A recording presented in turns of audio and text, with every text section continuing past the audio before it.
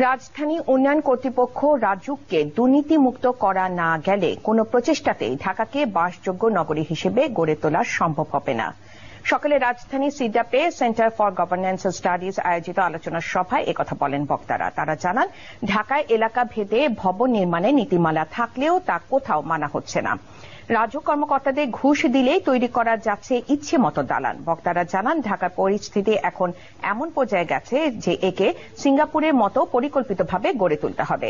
সুষ্ঠু নাগরিক সেবা নিশ্চিত করতে হবে। এমন বাস্তবতায় দেশের উপজেলা শহরগুলো প্রশাসনকে শক্তিশালী করার মাধ্যমে ঢাকার ওপর নির্ভরতা কমানোর আহ্বান জানান তারা।